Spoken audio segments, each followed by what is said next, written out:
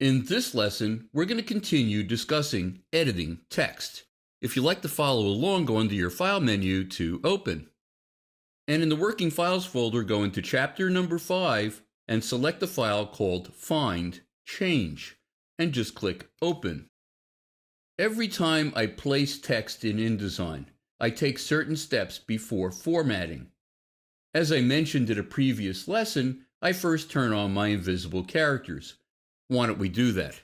I'm going to go to my View pop-up and choose Hidden Characters, and now they're on, and I can tell what's going on, and I'm seeing problems already. The next thing I do is I'll open Find Change. Let me do that. Edit, Find Change. Let me make my type a little bit bigger by zooming in. I could hit my Z key to get to the zoom tool very quickly, and then just click and drag across my type. Maybe even a little bit bigger than that. Why don't we run through the basics of Find Change? Basically, what you're doing is you're going to put something in the Find What field. That's what it's going to look for in the document. And then you put some other text in the Change To field, and whatever it finds, it's going to change it to whatever is in the Change To field. You have a choice of what to search. Do I want to search the entire document? Do I want to search all documents? Or let me get an insert point here and actually select the word. And you're going to see that the pop-up has changed. Do I want to search just the story? The story is either just this text frame or this text frame plus any text frames that it might be linked to. Or if I've already started checking my document, do I want to check to just the end of this story? And because I have a word selected, it wants to know if I want to check just the selection. So if I have certain text within my document I want to change, I could limit the search to a selection or just a story or to the end of the story. So it gives you a lot of options. Now, there's also, next to both the Find What field and the Change To field, this little @ symbol. If I click down on that, it's going to give me certain options that it will automatically put whatever is necessary into the Find What or Change To field. So if I wanted to, let's say, search for extra paragraph returns, I could go under that pop-up menu and choose End of Paragraph. And if I wanted to look for any place that had 2 paragraph returns in a row to make space between paragraphs, I could go under here again to End of Paragraph. And then simply in the Change To field, insert a single End of Paragraph. So anywhere that it finds 2 paragraph returns in a row, it's going to make it a single paragraph return. So why don't we just go through this? Usually what I'll do next is hit Find, just to make sure it's working. And it is actually highlighting 2 paragraph returns, so I know that at least it's finding the right thing. Why don't I hit Change, which will change just that one instance, and you can see it closed up the text. Once I'm sure that it's working the way I'd like, I can hit Change All, and instantly it found 5 double paragraph returns and made it into a single paragraph return.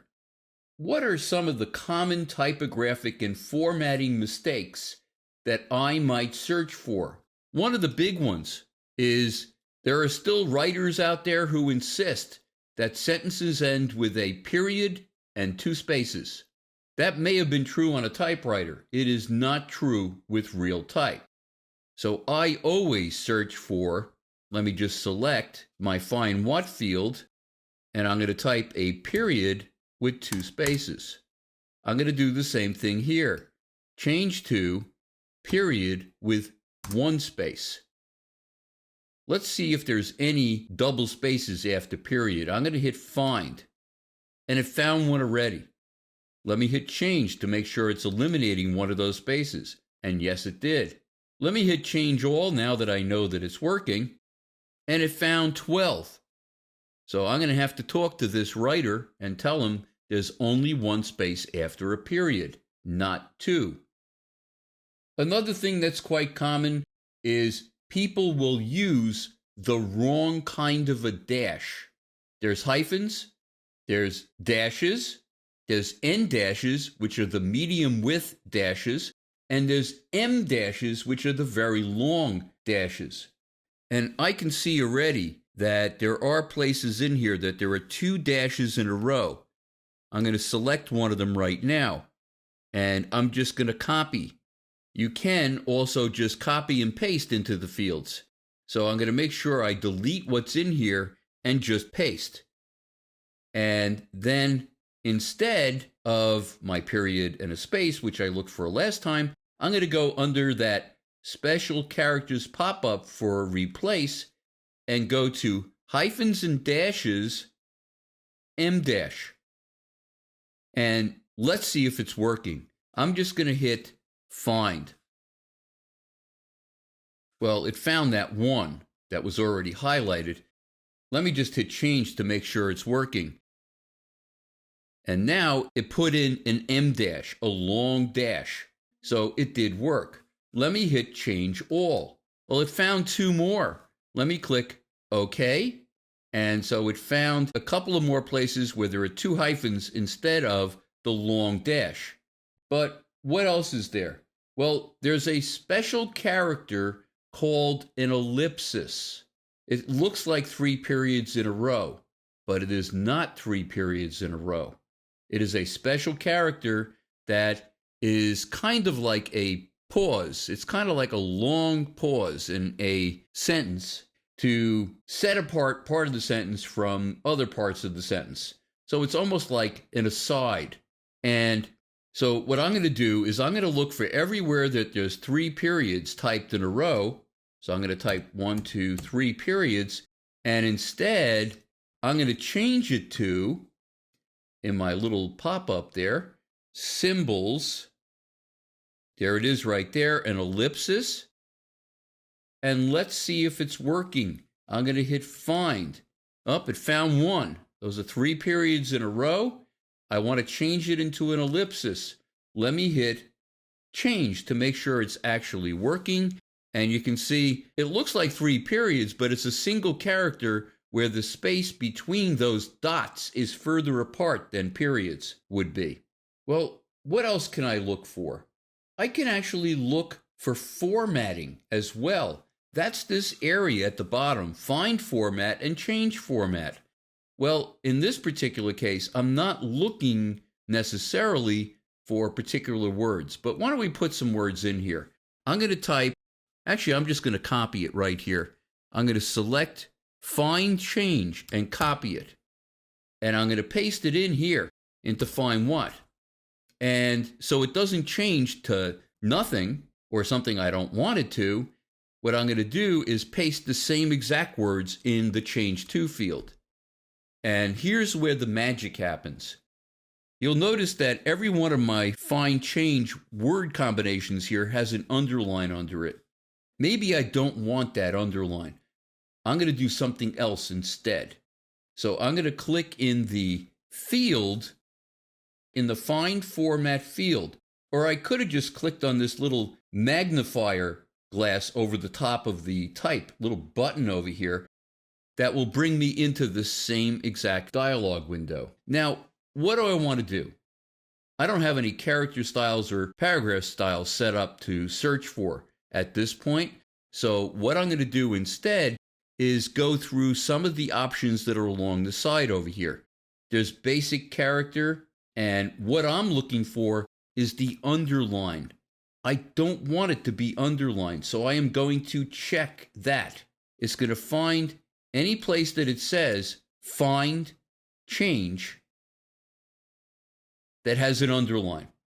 And so I have the find area set up. I'm just going to click OK. And I'm going to go to that little specify attributes to change pop-up. and just click, and it's going to open that same dialog, but it's for changing the format settings. So once again, I'm going to go to basic character formats. Maybe instead of being underlined, I want to make the words fine change italic. So I'm going to go into font style over here, the style within a particular type family, and I'm going to choose italic. And I want to make sure that underline is not checked, and it's not. So let me just click OK. Why don't we give it a shot, see if it's working, or see if we need to change it in some way. Now, I want you to imagine for just a second, the document that we're doing this in is 100 pages. This kind of a thing could save a lot of time. I'm going to hit find to make sure that it's working, and yes, it did find the first one. Let me just hit change to make sure it's working. It didn't get rid of the underline, so I have to do something a little bit different. Let me go to the change format area and go back to basic character formats. Underline is not checked, but there is a line next to it. I'm going to click on it to check it, and then click it again so it is not selected in any way. And why don't I go back and try that again? So it's saying now in the change format, it's plus italic and minus underline. So let's give that a shot to see if it works. I'm going to hit find next. It did find the next one. Let me hit change. It got rid of the underline and it made it italic. So it did work. But let me now hit change all. And as a matter of fact, not only did it find 3 more instances, it also got rid of the underline in my first find change. So it works really well when you set it up correctly. In the next lesson, we're going to start discussing character formatting.